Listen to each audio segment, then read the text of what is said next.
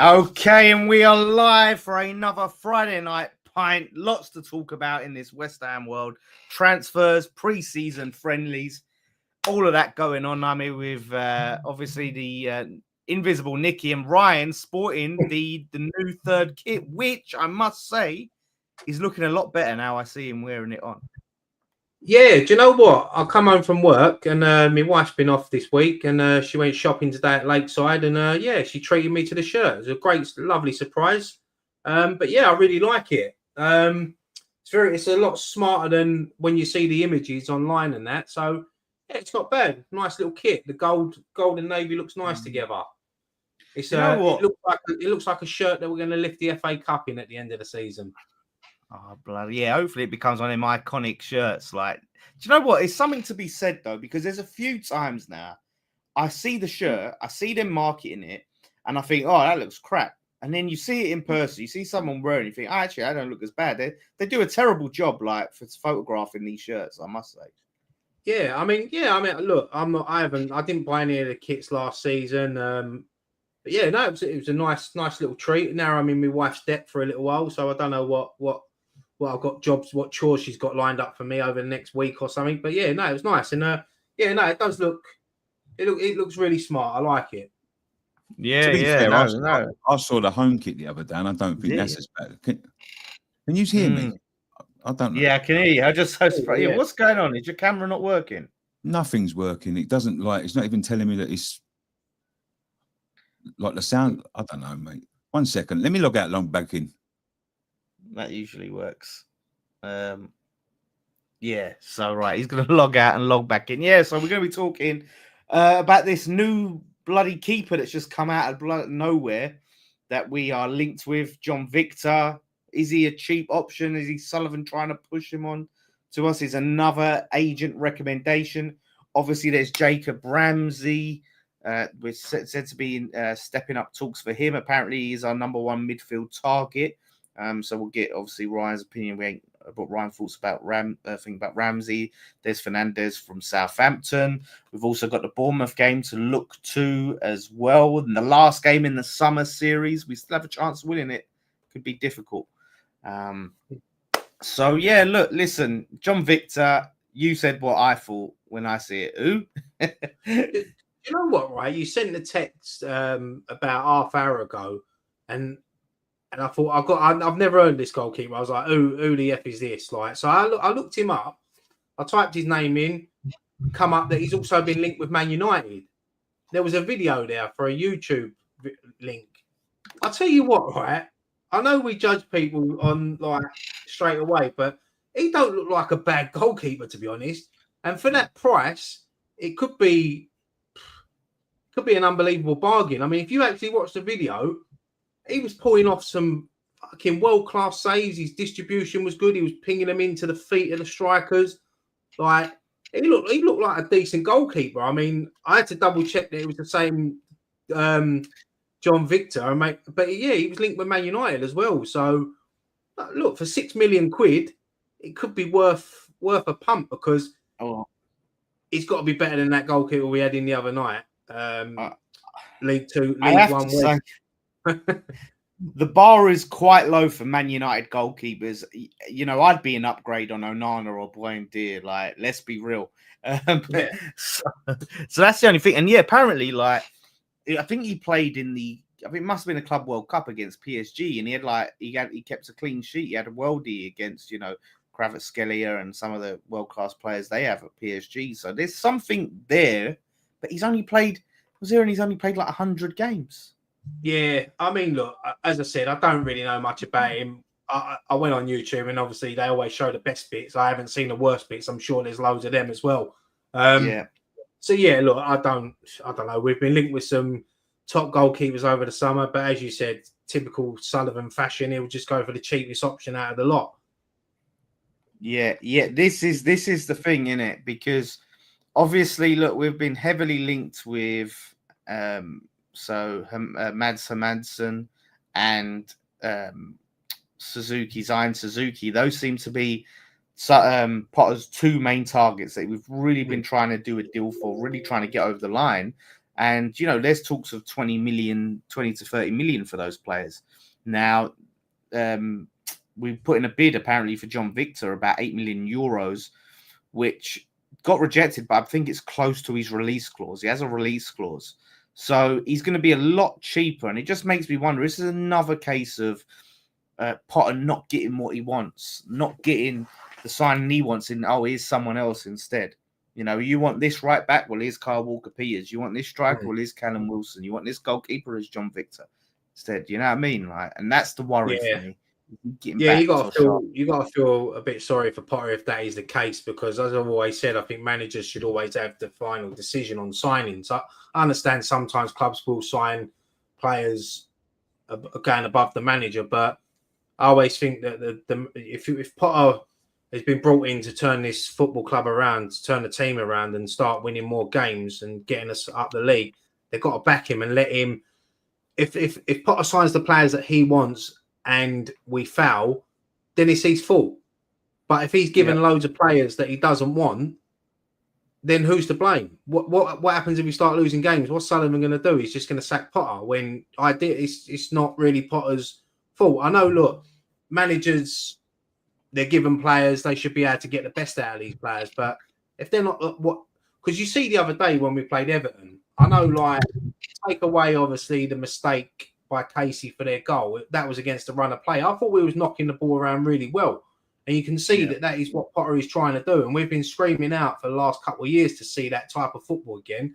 And it's going to take a bit of time for the starting 11, because it will be a different starting 11 once Potter gets new players in. But you see the link-up play between Potts and Paqueta, and there's something building now. So, and Guilherme as well. I mean, he's coming on league bounds this season, and I'm looking forward to seeing him burst into the first team this season. Yeah, I think he's exactly what we need. And you touched on something there that I thought you were spot on about is, you know, there has to be accountability, and it's hard to hold a manager accountable when they haven't been backed. It's hard to say you've failed in your job, you've done a bad job when you haven't backed them. And I've always been in favour of one vision going forward. And this is a problem we've had at West Ham for years, ever since Sullivan first came in, is just gifting players. And this is why we end up being in the shambles, because we don't have a balanced team, because you have like some players of one manager, some players of Sullivan, some players of an agent, then Steidson coming, he had some players. And you've got this like just weird mixture of different people's visions. And it doesn't work. And this is why we've just seen it time and time again. And that's my worry, is we're going to be in this situation with Potter. Just back him. Just say, look, we'll back you. What players you want, we'll try our best to get what you want. Here's your first choice. Okay, we can get your second choice, third choice. If someone comes in like Kyle Walker-Peters, we'll ask if you want him. If you don't, cool. If it fails, then it's all on Potter. Then they can say, well, look, we gave you what you wanted. But all this ease offer a player. Oh, look, this is another agent thing. Willie McKay is John Victor's agent. And it's just, we're in this situation of just agents running this football club. It's frustrating, mate, because I just don't think it's a proper way to run a football club for the long term. No, I totally agree, mate. And it's like you said, like if Potter's given players that he doesn't want, then he's not probably going to play them, and it's going to cause an atmosphere in the change room, because these players that have been brought in and not getting played, because I don't know if you've noticed, but one thing I have noticed with Potter since he's been at the club, especially this pre-season, is the spirit in the squad. It seems so much better. They've got rid of a few players that apparently were bad eggs in the dressing room. And you can tell by all the videos that have been going out in the last few weeks, especially when they've been out in America.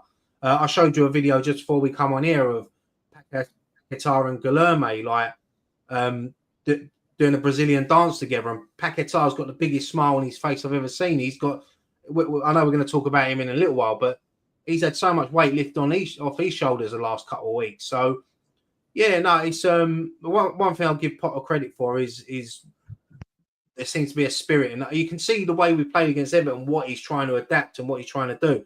And if he's given players like like Callum Wilson, if we end up getting him, he doesn't want Callum Wilson, but he's been given Callum Wilson. So Potter's job then is to think, right, I didn't want him, but we might, if we can get the best out of him, let's see what we can do. But I think the only player that Sullivan's ever probably signed that worked out to be good was probably Lanzini.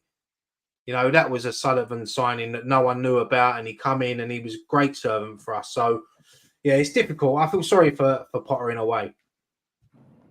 Yeah, same. You know what I mean? And hopefully he can get the best out. But that's what I think you're right. The feel-good factor seems to be there. He's doing what he can in terms of just getting the spirit in the squad. And we just need those couple of extra touches on it that he, give him those extra few players. I don't think and I hate to sort of feel like I'm giving Sullivan a pass and a reason to not spend as much and get more in, but it feels like, and I know it's pre-season, but it feels like we don't need that much more. I'm really excited by these youngsters. You mentioned Guilherme, got Freddie Potts, got Callum Marshall. Apparently George Murphy they see as someone who can potentially break in, even though he's been injured for pre-season. I look at those players, maybe Skulls. I think Casey, not just that mistake, but he did look a bit off it. I think he could benefit from a loan. Yeah, Casey, like, he's got potential there. He's obviously been speaking about him for the last couple of seasons coming through. But look, he must have been nervous playing in front of like a crowd in the first team. You know that if you make a mistake, it's going to get highlighted. But one thing I did like about when he made the mistake, no one was on him. The players were putting their arm around him and said, look, just carry on. You're going to make mistakes. Like, the best players in the world make mistakes, but it's how you deal with it and how you come back. And like Freddie Potts the other day, there was some times where, he took one touch too many. But one thing I loved about Potts is that he was putting tackles in. He didn't care it was a pre-season friendly. He wants to stamp his authority and get in this first team. And I can see him being a first team regular next season.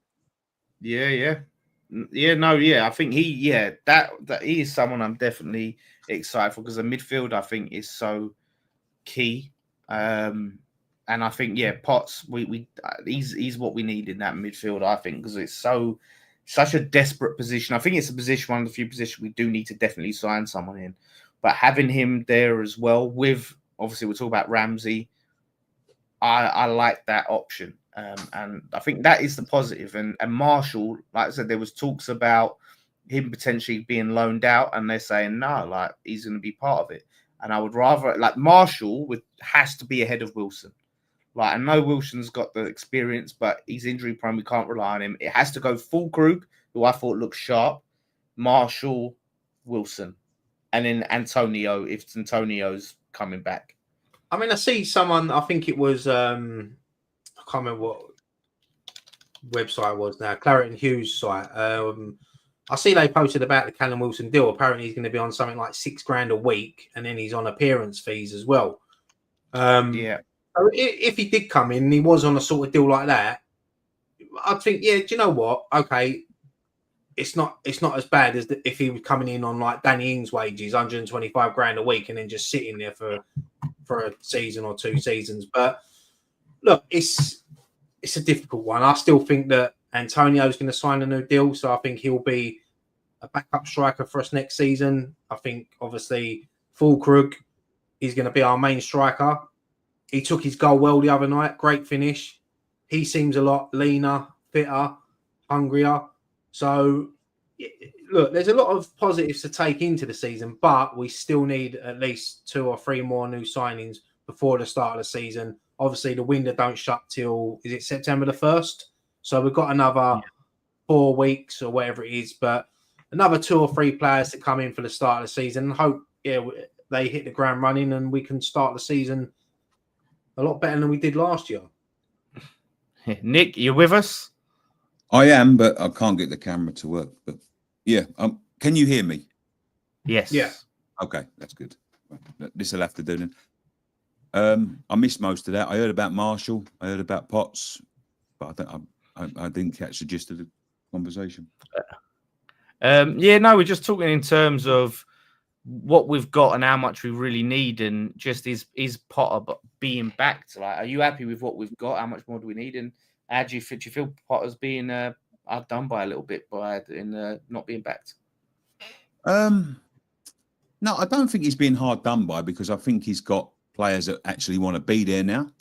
And I think when you look at the youngsters coming through, like sometimes all you need is a bit of mobility in the midfield. I think that's what we've been missing for a long, long time. Someone to, get up and down the pitch. And I think there's youngsters there that can do it. They'll all be relishing their opportunities. But in terms of like player-wise, I think we desperately need a striker that we know will be fit and we know can put themselves about. And I think we need another centre-back that can shore them up. But I'm not as negative as I was like a couple of weeks ago when, when the thought of all the players that left and not replacing them and all that. I think that Potter's just slowly building into it. And I was quite impressed with the way we knocked the ball about. I wasn't impressed with, there was some things against Everton that were the same old. But I think they're the next things that will have to be addressed. But I think there's players there like Fulkrug. I think Fulkrug's come back and he looks really fit and really mean and he looks ready to go. And I think there's, obviously Bowen's going to be Bowen and Bowen's going to perform. Paqueta's going to come in with a new lease of life as long as we don't let him go. And I think there could be like a little surprise on the left wing. I think Guilherme's going to sort of step up and step into that Kudus role and actually show a little bit of pace and a little bit of, what's the word? A little bit of guile to get him behind and get himself settled into the team. I think we could be pleasantly surprised by the way we start, but it's going to be around Christmas time. If we don't get that midfielder in, some of these kids are going to need to sort of like rotate in and out. But I think there's kids there that are going to relish the opportunity to get, to get a bit of first team football and get themselves established in the side. They see the likes of Declan Rice, then you see the likes of what's going on over at Arsenal with like, youngsters getting chances and, really impressing and getting their names out there. And I think this is a perfect opportunity for a couple of them to sort of, show their worth and put themselves, in the manager's mind. He isn't going to be, reluctant to play youngsters like the types of Moyes and Allardyce before him, who like heavily rely on older players. I think Potter will give them a chance, and I think they're going to be looking to put themselves in the conversation. And when I see the youngsters' performances against Everton, there's nothing there that says to me like they're not ready. A couple of them are ready. A couple of them will need a few games to get in the swing of things, but if you don't give them games, how are they ever going to be ready? Thing is, as well, I think if the season was to start tomorrow, I think my midfield three would be Alvarez, Potts, and Paqueta, because I think you've got two players in there. You've got a maverick like Paqueta. You've got two players in there that like to put a tackle in. Potts has got the legs that can go forward like Declan Rice used to do, and Alvarez can just sit. I think that would be a perfect midfield three for me, because we can't start with Souček and Ward-Prowse. No. We've seen that. Rodriguez is not good enough. So that would be my three. I think we'll see Alvarez on Sunday against Bournemouth. Obviously, he's only just come back. But with regards to Paqueta, I think I honestly can't see him leaving. I really don't. I think with the post that him and his wife have been posting the other day, his wife was saying about how much they love the football club and that. And I think that we've stood by him for 2 years for a difficult time. And I think, I'm not saying that he owes us it, but I think he will show loyalty. I can't see him leaving this summer. Well, not by his own accord. It depends if Sullivan, just accepts the bid and says, yeah, you leave. But yeah, I don't think he'll leave on his terms. I think he'll stay. I do think he'll stay, because I don't think if they are putting a 60 to 70 million price tag on his head, I don't think a club's going to pay that right now off of the back of how he's been with everything going over his head. So I just think that he looks happy, and I think that he's actually, you can see him the other day against Everton. I think he actually enjoyed playing with the youngsters. I think, and the one thing I like about Paqueta, Bowen, they're not afraid to give the ball to the youngsters because they trust them, and that's a big thing. I've seen it down the years where youngsters have played and they go missing because players don't trust them and don't want to get them involved. But you could see they was Paqueta, who's playing the 1-2 with Potts, and then it's good to see. And I think that if the season would start tomorrow, that will be my midfield trio. I think that would work well as well, because I think you've got everything you need in it. we have to go with that mid. That has to be the midfield three. Anything else, I think, is wrong. Like with the likes of Diouf as well down the left and Wan-Bissaka on the right, who can also drop in to shore up if they need to. I think there's a lot of pace in this team, and we've been crying out for pace for a long time. And you've got Summerville to come back. You've got Bowen who's got pace.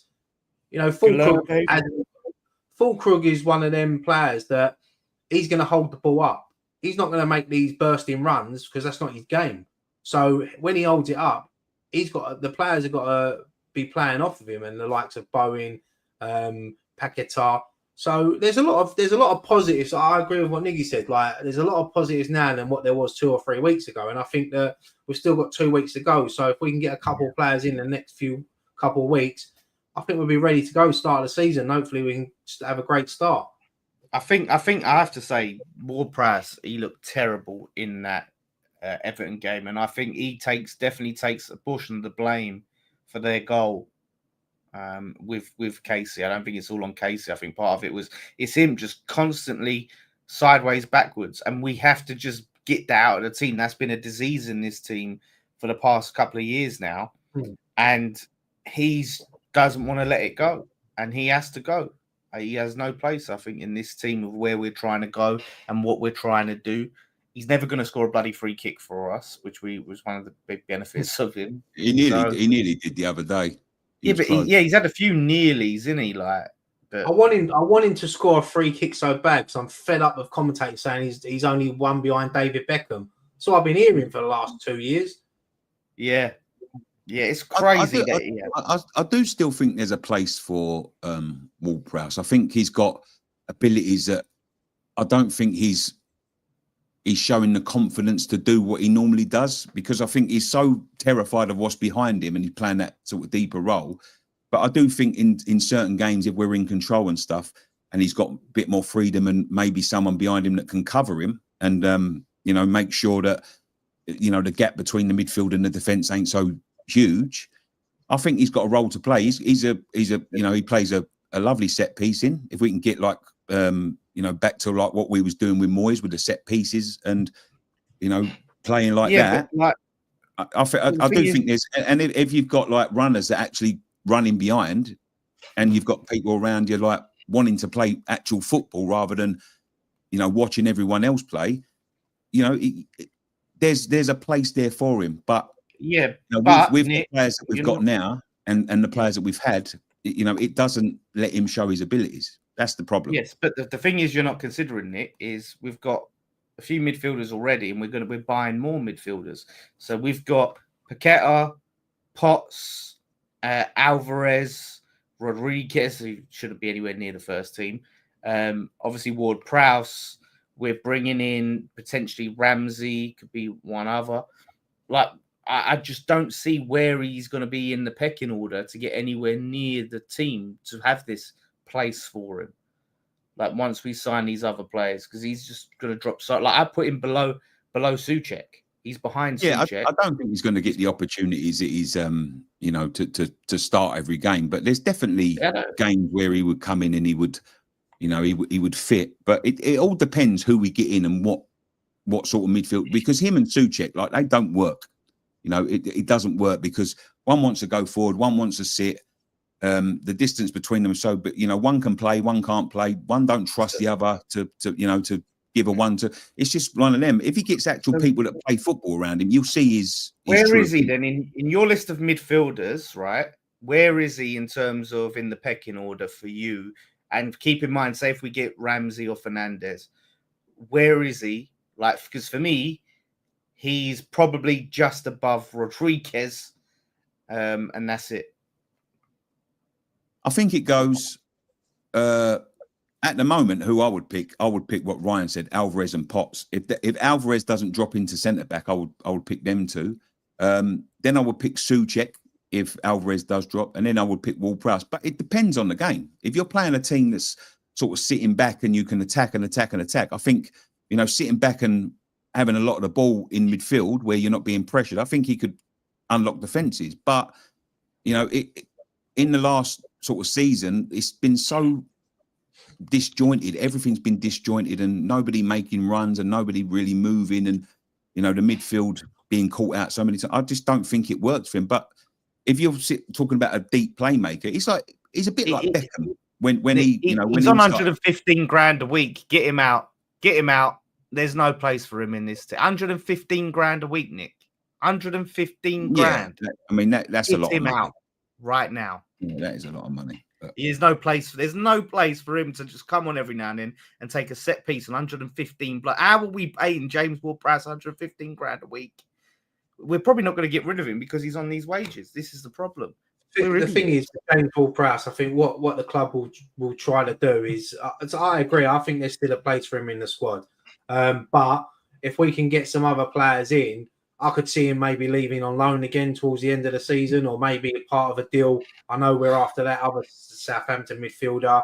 I think there's about 15 clubs that are after him. But if Ward-Prowse could be part of a deal to maybe go back to Southampton to sweeten it, I could maybe see that happen as well. So I don't think Ward-Prowse anything's going to happen with him until towards the end of the transfer window.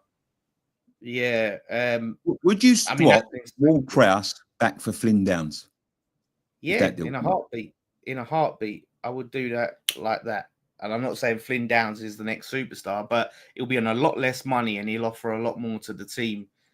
What do we pay for him? We paid like 25 mil or something for him. That's got to be, again, another all-time bad West Ham deal. I'll be honest, I think Ward-Prowse in the first season, I think he weren't too bad. He weren't bad like he is now, but we definitely overpaid.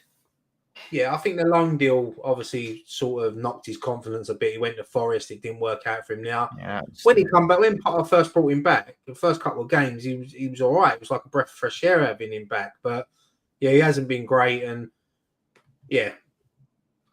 So I'll get some comments. Downes wouldn't get in ahead of Alvarez and Potts. No, I agree, but it gets in ahead of Ward-Prowse if both of them at the club. In my opinion.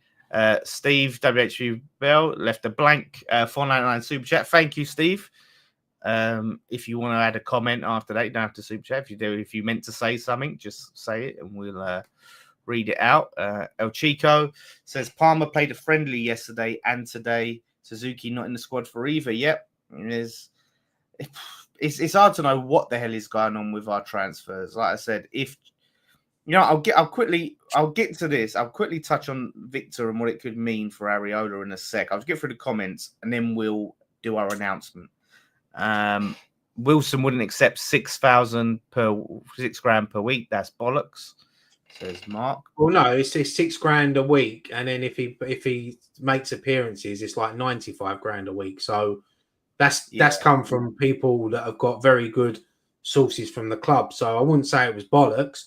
I think that if there's a chance for Wilson to stay in the Premier League, I don't think it's. But obviously, I ain't involved in these meetings. But the person that tweeted it out has obviously got good connections with the club. So if it is true, fair play to him. Like, he's betting on himself and he wants to come. So if it's true, fair play to him. Like, I get why you'd be skeptical, Mark. I get that. We'll just have to wait and see, won't we? Troj says, I believe in Guilherme. I'm Brew Iniesta and Andy Irvin's biggest fan. Says Andy Irvin must stay. Just quickly, Brian, because me and Nicky done a video this morning. We talked about Irvin, us rejecting 2 million for him. Do you think there's a place in this team for Irvin, or do you think if you'd sell him, how much would you take? I think 2 million is too low. I think he's probably worth. I don't know. It's difficult with Irvin because I look at him and I remember him when he played against Chelsea last season. He was getting slagged off and all that, and he was man the match for us. Like, I think he's just one of them players that if he was given a little bit of a run, he reminds me a bit of someone like Snodgrass. He'll give you everything. And but if we was to sell him, I think you'd probably get about 5 million for him, 6 million. You won't get any more than 10. especially if Scottish clubs are bidding. I don't think anyone in any of the Scottish clubs have got like 10 million to spend. Yeah, that's why I think a loan deal. Loan would do him good, like a good loan where he'll definitely start every week and he can get his value up. I think that would do him the world of good. Trudge said if we get 2 or 3 kids make it, that'll be massive. Yeah, I mean, when's the last time we've had that? Probably since the Coles and the Rios and the Lamparts. Yeah, that'd be great. Question: would you sue the FA if you was Paqueta or the club, or would you let it be? Sue. Yeah, there's definitely grounds for us to now. Like, but that would drag it out and would like with Paqueta, would it affect him? I don't think it would, but if we could get anything out of it, then yeah, we'd definitely look at it, 100%. Yeah. So there's talk. I did see an article saying we might not. They might just move on for a bit and not sue, which I think we've got a case. Stevie Ray says, do you think Potter might drop the 3-man midfield and use a 5-2-2-1? Alvarez, Potts playing alongside Paqueta with Bowen and a new signing as attacking mids, I guess behind, say, a Fulkrug. Yeah, sort of what we're saying with that midfield 3. Like, I can see it working. Like, I think Alvarez is just going to be the one that will sit. Potts can get forward, he can get back, he can tackle, he's got the youth on his side. And then obviously Paqueta's your maverick, the man who just have that free roll, who drop into the spaces, pick it up and do what he does best by trying to play the balls over the top. So he's playing a 2, he's saying a 2 of either Alvarez or Potts and Paqueta behind Bowen. Oh, right, sorry, I read that wrong. Yeah, so he's like saying the 2. So Alvarez or Potts next to Paqueta, behind Bowen and attacking mid, and then Fulkrug. What do you think? Can you see that? I don't know if I can see that. I don't think Potter would play that way, but it's something different, and you never know. It's always something that can be tried. You know, if things ain't going your way, sometimes you got to freshen it up and try different things. So it's a good idea. Yeah, no, definitely. I mean, with this John Victor situation, I'm wondering because. Like I said, we're linked with Suzuki. With stats that could be close, as El Chico said, he's not in the squad. Hermansen, but then there's this John Victor thing that's come out of the blue, and apparently with bid €8, it's close to his release clause, but not quite. Can you see a world where we sign both Suzuki or Manson and John Victor and get rid of Areola this window? Because surely, if we're signing 2 keepers, Areola's going. No 2 ways about it. No, I think they'd both cost too much money. Like, even if we sold Areola, I think you'd be. What I think they're talking about 25 mil for Manson and about 30 for Suzuki. So I'm not saying sign both of them, Nick. Just to clarify, I'll let you come back. It's Suzuki or Hermansen and John Victor, who's going to be like 8 mil or something. No, I don't think so. I think Areola at least stays for another year. Because I don't think we'd get that much money from him. He's made too many mistakes in the last sort of 6 to 8 months. He hasn't really proven his worth to me now. And I think his value's dropped massively. Yeah. I mean, he had. Do you know what the thing is? I think we forget as well how good Areola was in games last season. He had some unbelievable games. He's such a good shot stopper, but it's just a lack of communication with his back line. People say lack of command of the box. He can be a bit flappy at times. And that's if you think about when he started to sort of now, the whole back line's changed like dramatically. So he was really, really good when he first come in, and Fabianski had that sort of defence sort of drilled. Since he's got the responsibility to do it himself, he doesn't look like he really commands his box that well. And the defenders have got no confidence in him, and I don't think he's got confidence in the defenders. So, it's a recipe for disaster. You see the amount of mistakes we're making, trying to play out from the back, miscommunication, players not knowing what he's going to do or, what they're supposed to be doing. And I think, I just think it's one of them ones where I'd rather get a new keeper in to try it because, you know, the more mistakes a goalkeeper makes, the more goals it costs you and the more games it's going to cost you. So, yeah. Yeah, we'll see. Like, well, I guess if they sign, in your opinion, if they sign John Victor, then we're not getting Hermanson or Suzuki. Then, I hope, I hope we still because it's I think Potter if they sign Victor, I think they'll be still hoping that Areola can, you know, regain his form and be our number one. But, you know, I don't think they want to spend massive money on a goalkeeper, but I don't think he's given them much choice. You know, that Man United game was a fucking disaster. Like a disaster. And it's happened pretty frequently over the last sort of 6 months. And yeah, I don't really know what they're trying to do. I don't know whether he wants to like do what Pep done when he came in and brought Ederson in to get a goalkeeper that can sort of sweep up and play with his feet. But I just don't think Areola's got it in him to, you know, thing is as well, like another goalkeeper that Man City have just signed. I'm surprised we weren't linked with him, James Trafford. I think he's obviously a young English goalkeeper. He only went back to City for like 25 million. I think like he would have been a good option. Newcastle wanted him as well. It's definitely a position that we need to strengthen because I've always said that. I think Areola on his day he has pulled off some world class saves, but it's just his lack of concentration, his distribution is poor. I think he's very hectic sometimes, as Nicky said, the Man United game when like he's come out to catch the ball and he's ended up giving a penalty away. Like you can't do that because it costs things like that cost points and it costs managers jobs. Yeah. So you've got to identify that. And he's with a goalkeeper as well. Sorry, Dan, go on. No, I was going to say his distribution and his ability on the ball is not good, and that's obviously playing under Potter. That you need to have that, and I think that's what he's looking at with these other keepers that fit his system. It's not so much about upgrading on Areola; it's about who fits the way Potter wants to play more, and Areola doesn't really fit how he wants to play football. So I think that's the big thing.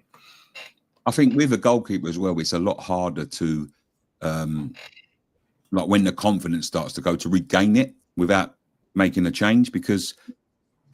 You know, it's going to be playing on them. Like, you know, the mistakes were so fucking frequent last season and he's costing like 1 and 2. And their heads go and then they start to, you know, doubt themselves. And you look at it throughout the years, like even Joe Hart. Joe Hart was a top goalkeeper.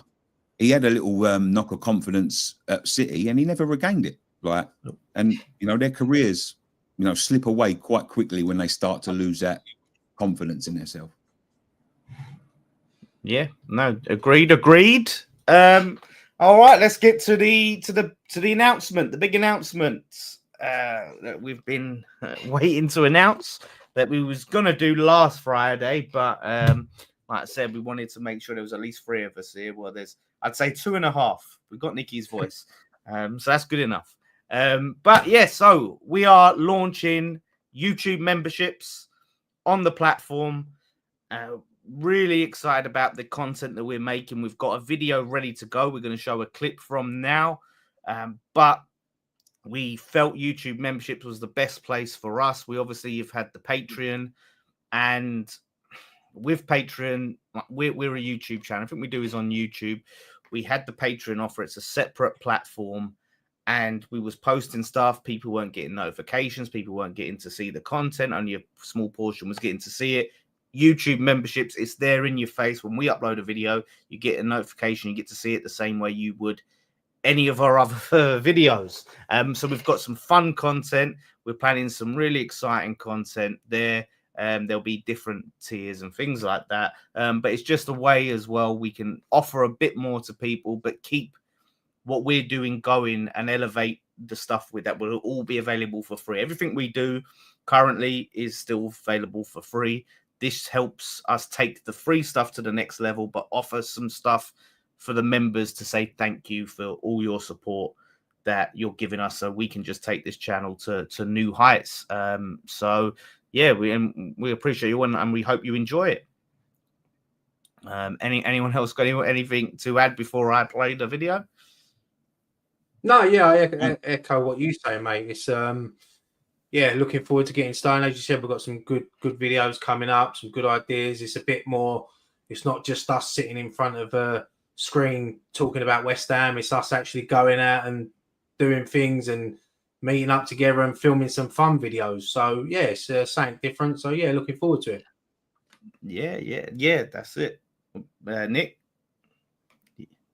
No, I echo what Ryan said. Yeah, just watch it. It's just something a bit different and a bit more. What's the word?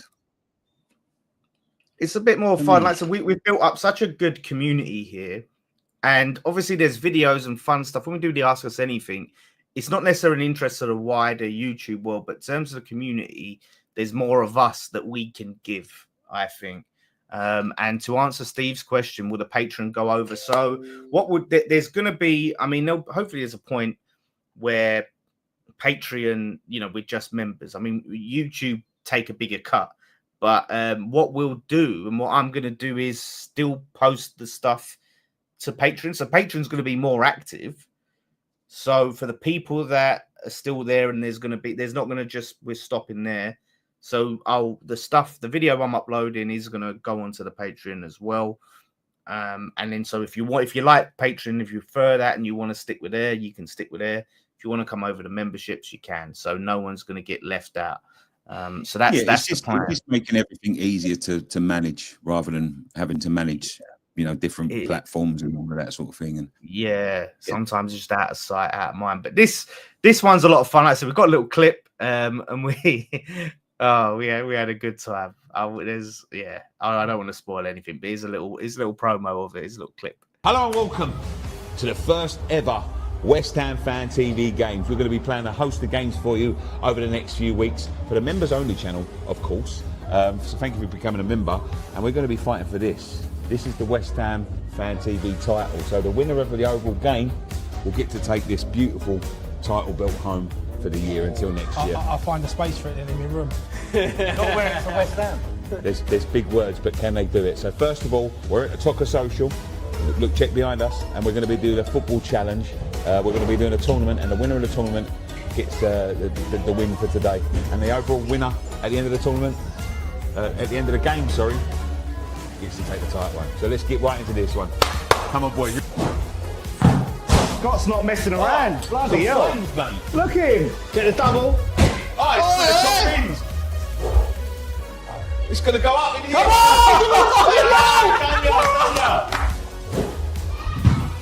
Oh, we're going to be knackered after this. Oh! Never comment on the first touch on your watch-alongs again.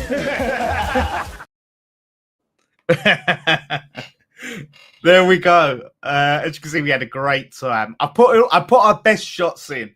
I didn't show some of the howlers we did. Yes, for a couple of people that ain't played football for quite a long time, I don't think we've done too bad, to be honest. Yeah. Honestly, you want to see the state of Nicky though after it. Bloody hell, he was in a bad way. So I think we all were. I think my calf went after about fucking 20 minutes, but no, it was a good laugh. Good to get out over to the O2, and it was a good laugh, and looking forward to seeing the final edit. Yeah. Well, it is up. Final edit is up and available. So if you remember, you can go and watch it straight after this and go see who won and how we all did. And listen, I'm just saying, people that was slandering me, look at that kick I did there, right? I did some good stuff. Listen, we got knackered towards the end, so I had some howlers, but I had a lot better showing this time around, so you can see it. Go watch that. The other obviously things you can get, and you may have seen it on other channels.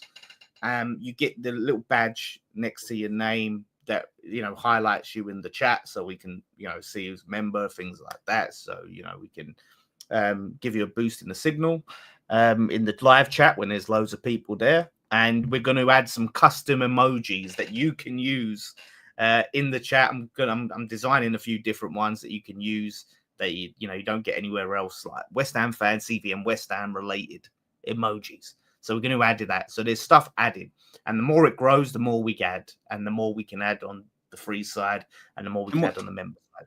And what we'll do for the locals that are, that we can get to and around, the area, we can have like hangout nights with people to do things like Tocker Social or, play games and, just hang out with the members and everyone that supports us and just, have a good old chat about West Ham and meet up and all that sort of stuff. So, yeah, it's exciting to get a chance to do that sort of stuff because we don't do it enough now. I'm an old man and I could barely walk after I'd played that. So, yeah, let's do something. Why is everyone in the chat saying Ryan won? Listen, you're going to be surprised. Did you see my kick in there? Yeah, no, there will be a few surprises. But Danny, you're doing like for the first 100 people to sign up, get a signed picture of Graham wearing a turtleneck or something. Yeah, hey, listen, we need to track him down. We need to see if he was. We can find that video with him in the cupboard. We'll have to print that one out. What about that one that when we made him look like a king with a cape on? Oh yeah. So and if anyone's got any ideas what they want to see us do, like don't go too over the top, like fucking skydiving and shit like that, because you have no chance. But it was good, and we've got some good ideas coming up, and I'm looking forward to that side of it. Yeah, it's a lot of fun, and like I said, we're definitely gonna push us to do this the West Ham Fan TV next Friday Night Pint Live 2. So I've already sort of talked to a potential venue. We've got that in mind, so we can do that and offer stuff for the members to come as well. But yeah, look, Scott's got a shout. So we've had Ryan predictions, we've had Scott predictions. Did Nicky win? Where's my shout? Where's no one's backing me now? All right, okay, go and watch the video. That's all I'm gonna say.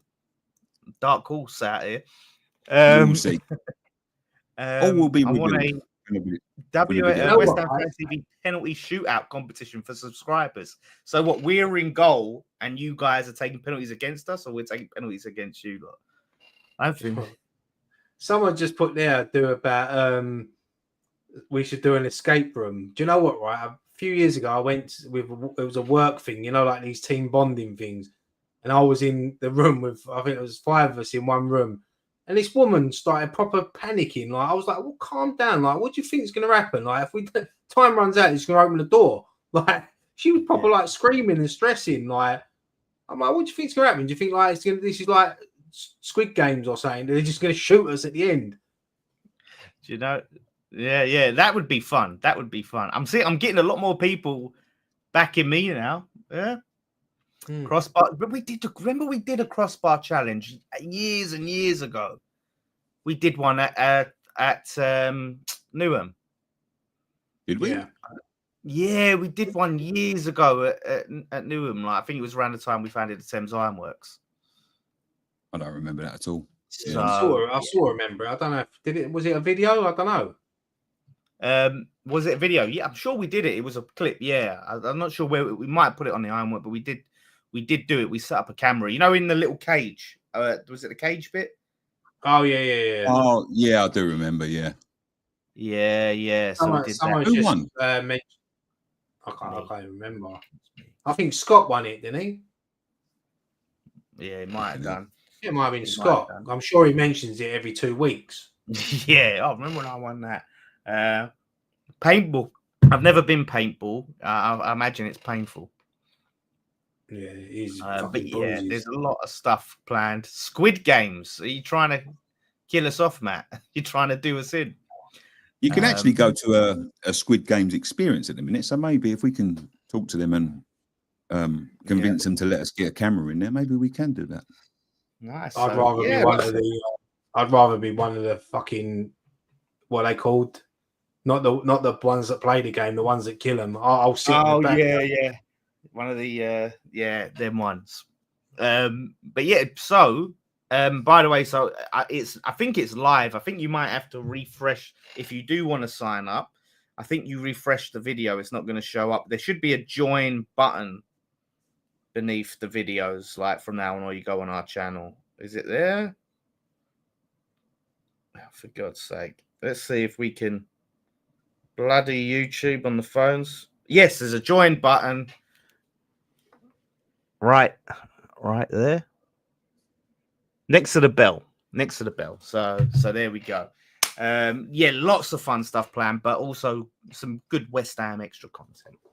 It's gonna be good. So yeah. But so back to the football, back to the serious football stuff. Jacob Ramsey, I ain't really spoke to you about this, right? So I'm really interested to get your opinion on it. Apparently, they're looking for 30 to 40 million, and he's someone that is our main target. Thank you, Sharky. Shout out to Sharky, the first member. Sharky, we'll always remember that Sharky was the first member. Appreciate you, my Sharky, friend. your name will go down in history. In history. Now, he History, should get... in West Ham Fan TV history, as the first ever member. I'll see if he gets the West Ham Fan TV icon next to his name. And the more longer your members, it changes colours and stuff. So, yeah, thank you, Sharky. Yeah, right. What you make on what do you call it? What's his name? Yeah, I mean, look, Jacob Ramsey, he's a player that would sort of fit what Potter is trying to do, young, attacking. I mean, when you look at his stats over the last 5 years for Villa, for an attacking midfielder, I think he's got 14 goals, 12 assists. Like, it's not great, but he's had his injuries. But yeah, no, I think he would be a great addition to the squad, to the first team as well. I think he would be a starter if we did sign him. I mean, I remember going to Villa Park a couple of years ago, and he ripped us apart. I think it was when they beat us 4-1 or something like that, and he was unreal that day. So, yeah, I've seen Villa fans commenting saying they'd be gutted to lose him. I know there are other clubs interested, but I think he would be a good addition. And like I said, if that's the way Potter wants to go, he obviously wants to get the average age down. So, yeah, no, I think it'd be a good signing. I think, what is he, 24? So he's at that perfect age now. He's got Premier League experience. He's obviously got European experience with Villa as well, Champions League. So, yeah, no, I think he would be a good addition and something that would definitely freshen up the team. Yeah, listen, I think I honestly, I think he's a very exciting player, and he's not someone I think the Villa are thrilled to sell, but I think they're in a situation where they need to sell someone, and he is that one. It's the injury history. Thank you very much, Jamie, member number 2. It's good. We're at the situation where we can count them. Thank you, Jamie. I was only joking about them sign Graham photos, by the way. I'll have to get them done now, won't I? Oh God, they're going to want a refund. Signing up. But you should get. There'll be a point. I'll check it, but soon you'll get like the custom West Ham Fan TV icons next to your name. Yes, the injuries. Obviously, he's 24, so he's still young. He's still played quite a few games with it, but he's had the few hamstring injuries, and he is quite a quick, physical, explosive type of player. And those injuries, I think, are likely to reoccur. That's the only issue. I think, as a talent, I'm all for him. You know, I'm all for Ramsey, but injury is always a risk. That's the bloody thing. Shout out to Matt. Thank you, Matt. Nick, obviously, we talked a bit about him. Like, if we get him for 30 mil, right? So let's say 30 to 40. Obviously, we're going to try and get closer to 30. That's the plan. And they're saying, apparently, I did read he's our number 1 midfield target. Is he with us? Yeah, I think it's a decent price for him, but it's, you know, like Ferguson, you know, it's one of them players where you know, you need it to work out, and it either works or it don't. You know, it all depends how he comes in the club. It all depends on how, you know, how he's played and what position he's played in and playing to his strengths. But I think we should be aiming for people about that age. You know, they don't necessarily have to be like superstars. I think we've gone too far down the route of, you know, this is a name and this is like someone that's, you know, long in the tooth and got experience, and we may be able to get a bit. We need to get players in that have got all the potential, and we fulfill it, you know, and they fulfill it with us. But yeah, I'm good to have a good few fresh faces in, and like, rather than people that are at the end of their careers, and, you know, players that want to get their careers back on track and want to work for it, and, you know, have got like a lot to prove. So yeah, I'm all for it. I think it'd be a good signing. I think it will give us a little bit of youth and a little bit of energy. And yeah, hopefully we can get someone that wants to, you know, actually prove themselves and actually play. Obviously, obviously he's a sort-house player, but he's probably the best of a bad bunch. You know, he's actually a decent player. So, yeah, no, I would be for it. But I'd like to see us concentrating more on trying to get this Fernandez deal done from Southampton. I think he would be a brilliant addition for us. 21 years old. You know, he's done well at a poor Southampton team last season. I think it'd be a good signing. I'd like to see us, but as I said earlier, there's 10 clubs I think linked with him. So it's what we offer him and how we persuade him to come and join West Ham. Yeah, that's it. And this is where we are gonna hope that Salthouse actually does something useful and is able to persuade him, for those of us who want him, obviously. I'm hoping that Salthouse can actually convince him, and he wants to stay at Villa. Right? Villa's his boyhood club. That's his first choice. But if they need to sell him and they're going to sell him, then what can he do? He has to look for somewhere else, and hopefully Salthouse can convince him. I don't see what he will do in this system.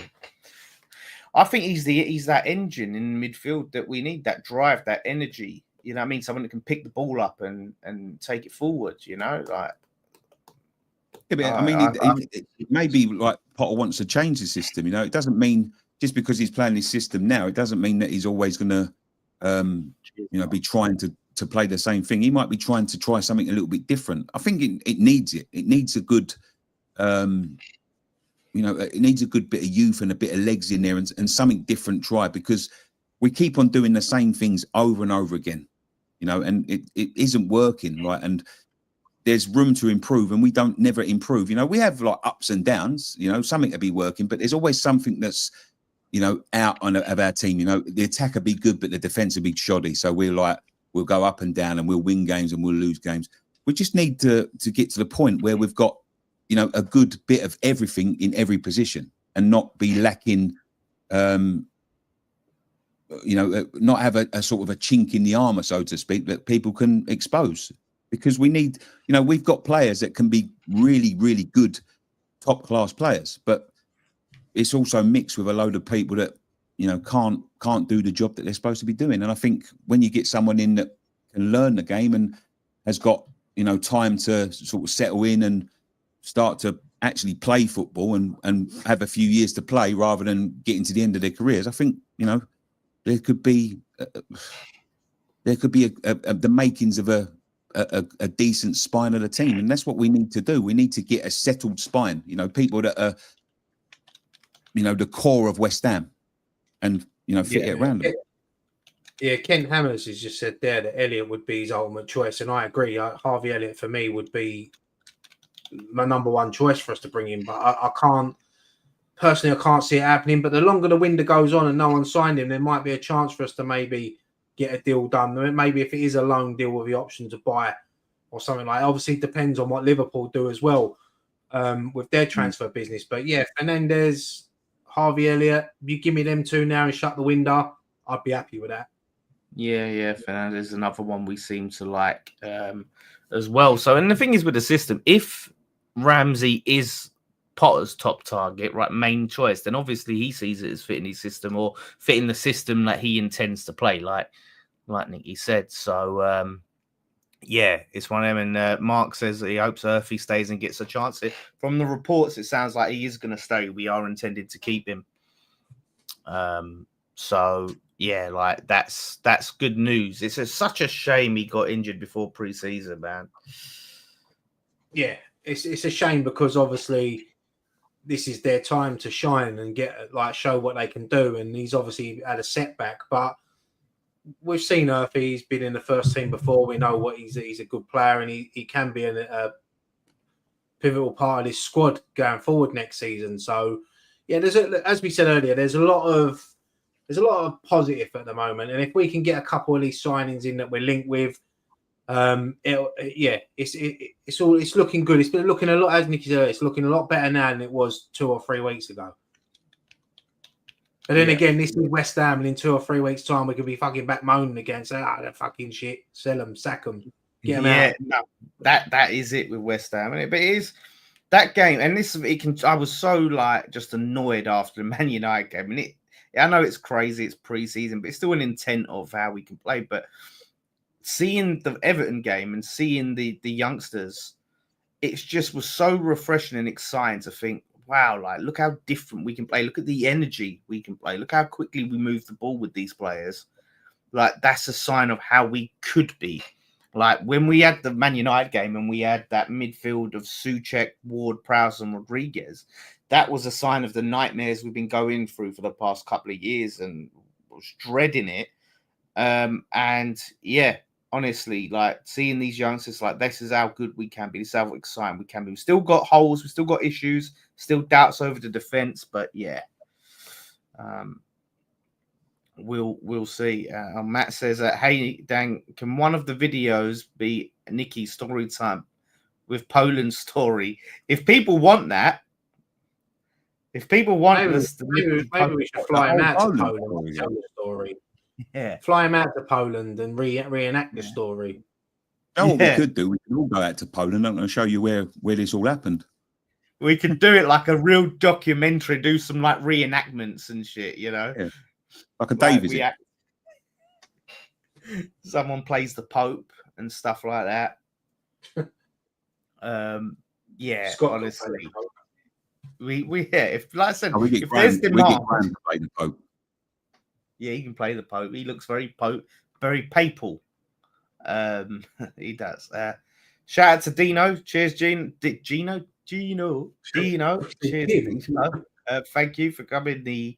I believe that's fourth or fifth. And then Drainhole. Cheers, Drainhole Hammers. I'm always, do you know what? Why you're here, Drainhole? Explain the name to us, please. I would like to know. We take a lot of these names for granted, and there's probably stories behind them.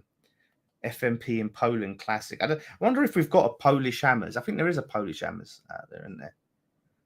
Oh, yeah, definitely, 100%. I think we've met them. By the way, what's that? We've met them. We've met the Polish Hammer. I'm pretty sure we've met them. Yeah. Rings a bell. So, no, there is. So yeah, like I said, the custom emojis and the custom stickers, they should be. I don't know why they're not showing. You'll get the little stickers next to your name and the emojis. They'll be added over time. Add more content. They're like 3 tiers, which is like a. That's what they recommend. 3 tiers, which is a fan favorite, a cult hero, and legend. I used to drink anything, became a nickname. He's Traino. Fair enough, Traino. Good man. Sounds like my sort of man. Yeah. He drink anything like Pernod. Oh, there's some horrible drinks out there, mate. There's some horrible bloody drinks. I mean, like I said, the legend one, we only put that there. That's just an extra thing of like, we don't just what you can. No one has to like feel like you have to do it. Whatever's fine for you is great. And we just appreciate any support, even if it's just liking the bloody video. Do you know what I mean? Like, and that's it. And everything that's free is going to be enhanced. It just means we can put more time and effort into this channel. How to charge your equipment for Nicky. Nicky needs look, please, we need this membership so Nicky can get a bloody camera that works. I'm so annoyed at this. Every Friday night pint, I'm looking at this or that stupid little circle bloody picture of the changing room. You know what the problem is, Dan? Technology has got too mad and everything's reliant on connections and not wires. If it was just to basically plug it in, you'd have no issues. But fucking these connections, it's your technology that's relying on that. Our technology is wired. We're wired. Yeah, well, I need with a wire. That's what I need. I need a hard wire, not a sort of wireless connection. Well, you're on a Mac, ain't that got a built-in webcam? Well, yeah, it's all meant to run together. It's all meant to connect together. But if the like internet's not quite right, it doesn't. It starts dropping connections and not connecting, and it's a load of fucking shit, to be quite honest with you. Yeah, I hear that. Matt says, "When's the?" Oh, it didn't save. I thought I published it as members only. And obviously not putting any ads as well on any of these members' videos. They'll all be ad free. And no spoilers. No spoilers once you've watched it. Don't ruin it for the others. No spoilers. So if you've got our notifications on with the bell, then it will notify you when we put a new member video up. So I know everyone says press the bell, but if you're paying for it, you might as well get bloody notified for it, innit? And you don't want to miss it. But yeah, so ads do support the channel, but if you're supporting the channel with memberships, then we're not going to bloody monetize them on there. Because as we are plugging things at the moment, I'll just chuck in as well. We have got a night with Julian Dicks at the Brewdog in Upminster on the 27th of August, Wednesday the 27th of August. We usually do it on a Thursday night, but we've had to do it on a Wednesday this time because Julian ain't available on Thursdays. Yeah, really looking forward to it. I mean, tickets have been going really well. I don't think there's that many left now, so if you want to come down for a great night of entertainment and listening to Julian's stories and having a laugh, yeah, we'll put the link in the description below after. But if you go onto our Twitter or X as it's called now, the link's on there, or go to Upminster Brewdog's site and you can get the tickets from there. It's going to be a good night. If you like Instagram, yeah. I think there's only like a handful of tickets left now, so it's going really well. I knew this night. It's still 5 weeks to go, so yeah, looking forward to it. Finally, we get to interview Julian Dicks, my hero, on this channel. It's been too long. It's been 10 years. Finally, we get the man. Looking forward to it. Yeah, so there will be a video up, but not all of it. There'll be some stuff there, and so you want to be there. You get to meet him, take pictures of him. If you care about meeting us, we'll be there. But obviously, when we're next to Julian Dicks, it's not as impressive. So he's the one you want to meet, and they're always a good night down there. Yeah, and you've never been to one of the Brewdog nights with us. They're really good nights. They're fun.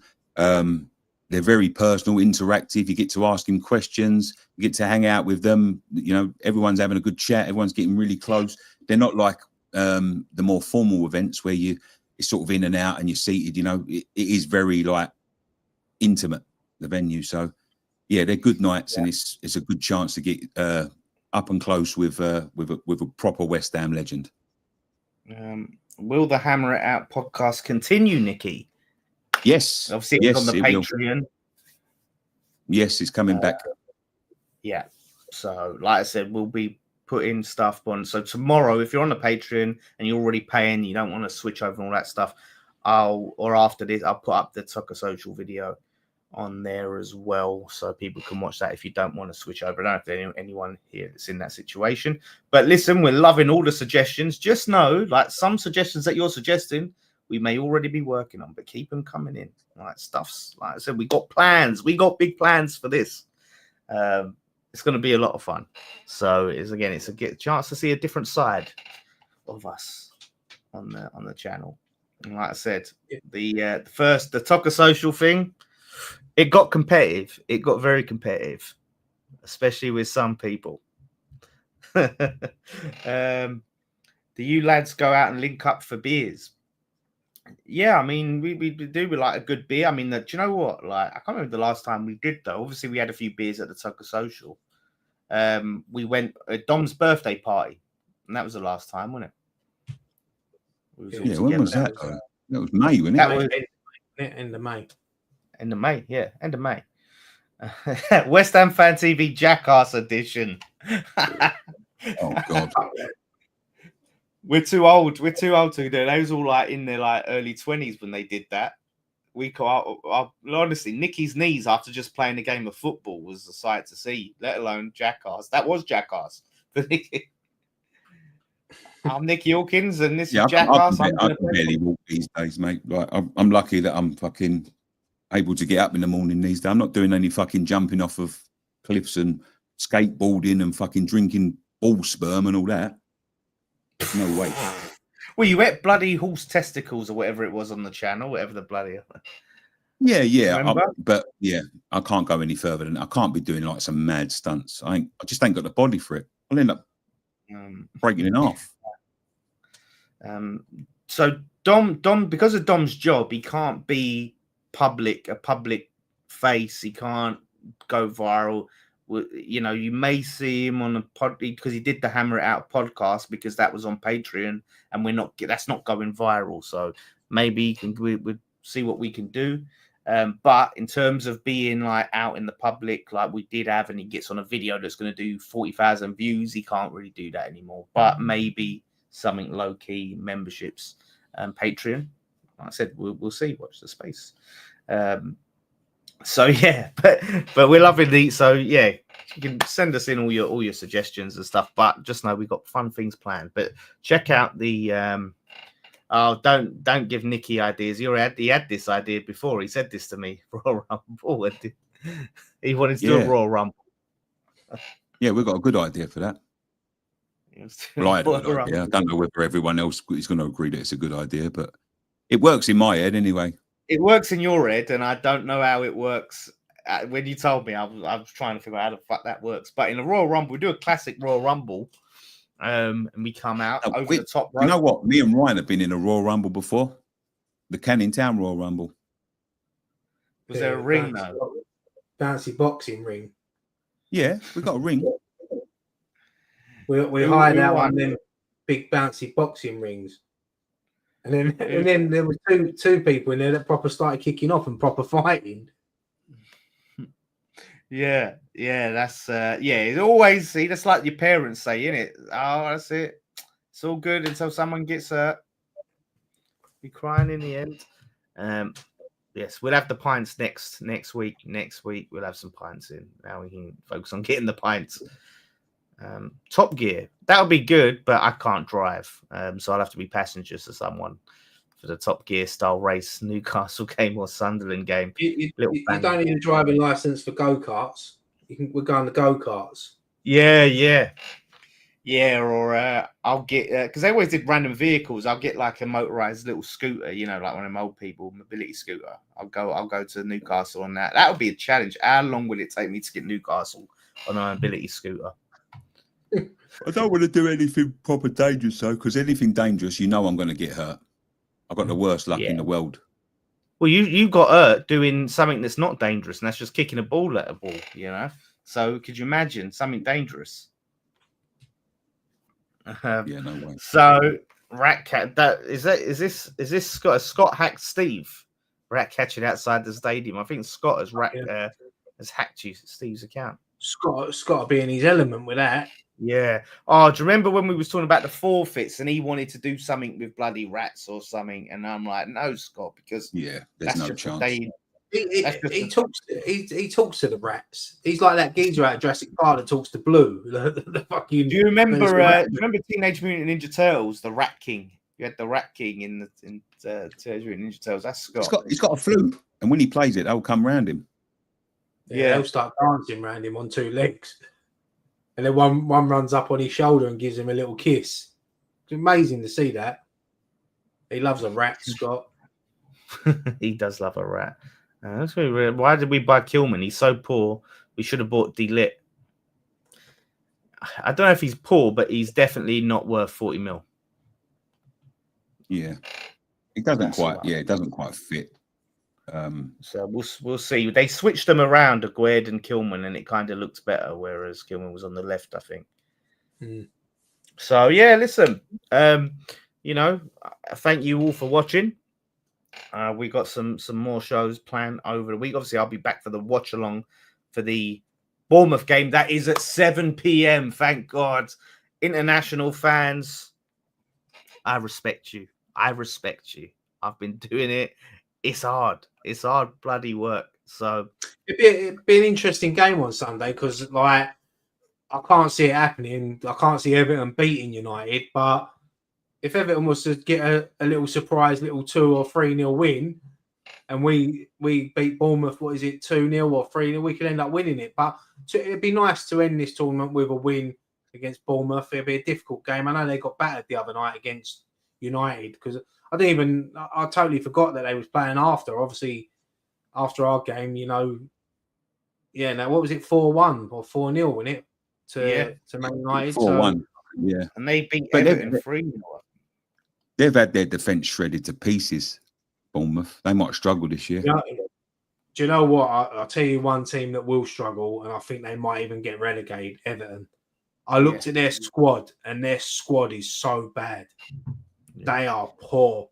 And I'm Where's- thinking new stadium, a lot of pressure on them this season. Every team that goes there is going to want to win because it's their new stadium. Yeah, I can see them struggling. I know they've been flirting for the last few years with relegation, but it might be like, you remember when Aston Villa done it? They flirted for a couple of years and then they went down. I think Sunderland, it could be Everton. same thing. Yeah, Sunderland, I think Everton Yeah. could really struggle this season. I watched Moyes' pre-game press conference the other day, and somebody asked him about the squad. And he's like, "We need 10 players, and they've got 2 weeks. Well, and we've got a month. They're struggling to get people in. Yeah, No one wants to join them. Apparently, this is it's a becoming big. like you got to notice it's I was becoming saying- very tough for the lower teams, like the the not traditional top 6, to keep older players and just sustain how they keep the squad together, because PSR has just fucking knocked the bollocks out of everyone. Everyone's terrified of it. Yeah, So big time. yeah, We'll see, but yeah, it's not looking good for them. So yeah, I don't know where they go from here. Hopefully, but this is it where the situation we're in. If you can have good scouting, find bargains, but also I think we're at a lucky point where certain young players are ready, and I think that's where we're lucky. Yeah, no, I Yeah, agree with what Ken said. Kent It was, Ammons is right, yeah. Yeah, it's as I said, like we found it when we first moved to the London Stadium. Like teams want to come there, and it's all, and you can't get used to the surroundings, and teams just come there and take the mick out of you. I mean, it still happens now, fucking 9 years later. Yeah, we always hear it that teams did not like going Upton Park, and they love coming to London Stadium. Like a lot of these teams, and it was same as Goodison. An old ground, it was tight, close. The changing rooms weren't great, and it was just not a fun experience for an opposition team. And then with this new stadium, fucking world class facilities, probably a bigger pitch, they're going to have a field day. they're going to have the same issue, within the crowd. Getting familiar with it and making sure that everything is in place where it's meant to be. And it's difficult when you go there and everything changes. Everything changes, from the crowd to the staff to the to the facilities to the pitch. Everything's changed, so it's new to everybody. So it's just it's not an advantage when you first move in there, and it takes a lot of getting used to. And I don't think they're blessed with players that are are going to drag them through it. I think they're going to, I do think they're going to struggle this year. I know what you're saying, Nui, that, they have got a proper football stadium unlike us, but it's still a modern stadium with modern facilities that I think is just more pleasant for, travelling teams. I think it's just there's less of that nastiness and I think what could also be a negative is that Goodison's still there and still being used, and they when they get to a point when they're not doing too well, there's going to be a lot of voices going, fucking get us out of here, get us back in there, and it's just going to cause issues. It wouldn't surprise me if they were struggling and after Christmas they turned around and said we're going to play the second half of the season at Goodison Park.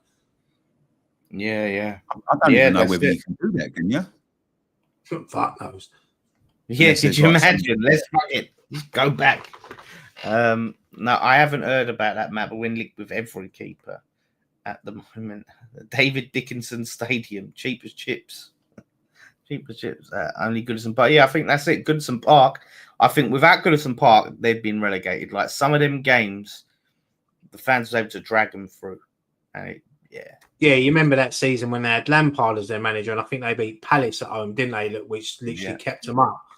And I think they was losing in that game, and then they ended up scoring the winner in the last minute. So, it's going to be tough for them. I mean, Sunderland. I think didn't Sunderland sign Granit Xhaka this week? Yeah, I think that's a big signing for them. I know he obviously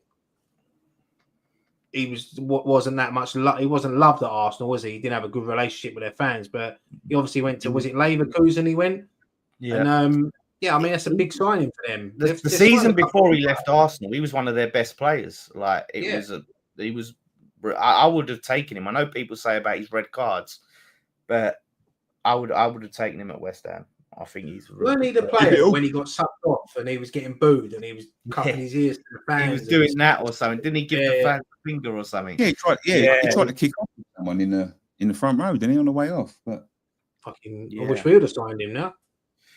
Yeah, exactly. You know, a bit of one of them players, and he's going to come here and make a massive difference, or he's going to come here and completely like down tools and flop.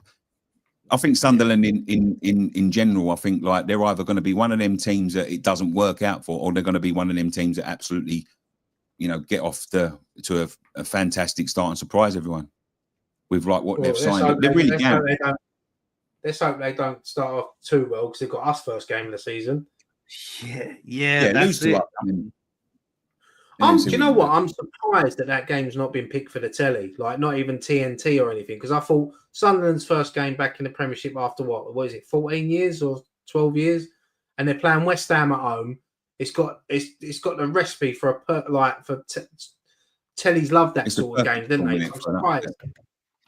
I'm surprised it hasn't been picked, but yeah, 100%. You know, and yeah, I think that would have been prime for it, and especially since they always see us as an upset, didn't they? So yeah, we will see. We'll see what happens with that game. Obviously, we'll get the build up. So hopefully, we get a few more in before then. So Borough, enough talking shite about the Maccabees, Nicky. Obviously, Borough fan, not a fan of Sunderland. Listen, hopefully, we do them for you, Borough fan. So yeah, listen, like I said, thank you all for watching. Thank you for supporting us, all the likes. You know, if you've joined the memberships yet, thank you. Yeah, thanks for the new members. Yeah, thanks for the new members and the soon-to-be members. And go and check out that video, the Tucker Social video. Like I said, and it's a lot of fun. And let us know what you think. I think you can comment beneath videos. Just quickly, Dan, I'll answer this. Yeah, there is. By the time it starts, all the permits finish at 6:30 round near the Brewdog, so you can park down the side streets. Or it is just like literally a 2-minute walk from Upminster Station if you can get the train. So, but there is plenty of parking. So, yeah. But then again, he's the one that said he loved to drink. He might drink all the beer in Brewdog. So it'd be good to see him down there. The Brewdog will love him down there. Drano Hammer. Yeah, if he's drinking everything that's... We'll be looking at someone drinking. We think, who's that? And they go, that's Drano. That's Drano. Drano's at the bar. Yeah, so you might want to get the train down. So no, it'd be a good night. Come and do it. And like I said, look out for the more content. So hopefully there'll be something to talk about tomorrow. I'll be back tomorrow, and then memberships. Watch along Sunday, and hopefully this we can lift the Summer Series Cup. I don't know what it looks like. Nicky's face was great tonight. It's in America. So it's probably about 4 foot tall. Looks like the karate. Oh yeah. 100%. So everyone have a great weekend. Hope whatever you're doing is a lot of fun. And yes, we'll be back. Thank you all. One thing left to say. Come on, you irons. Come on, you irons.